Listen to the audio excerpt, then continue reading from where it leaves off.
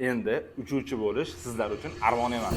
Yoshligidan uchuvchi bo'lishni orzu qilgan abituriyentlar diqqatiga. Ushbu video orqali siz harbiy aviatsiya instituti haqida eng kerakli bo'lgan foydali ma'lumotlarni bilib olishingiz mumkin. Qabul jarayonlari qay tartibda amalga oshiriladi? Birinchisi, bo'y 1.70 dan kam bo'lmasligi kerak. Ikkinchisi, qabul jarayonlari 1-fevraldan 1-aprelgacha amalga oshiriladi.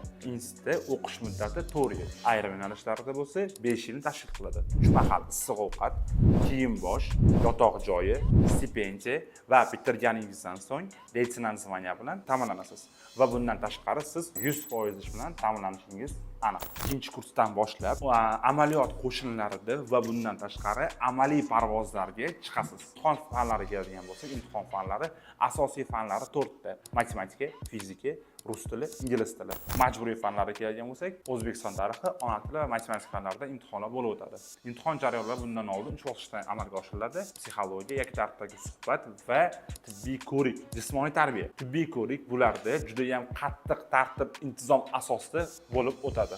Ushbu harbiy aviatsiya instituti Qashqadaryo viloyati Qarshi shahrida joylashgan. Agar sizga Mudofaa vazirlik tizimidagi harbiy oliygohlar haqida ma'lumotlar kerak bo'lsa, sahifamga obuna bo'ling.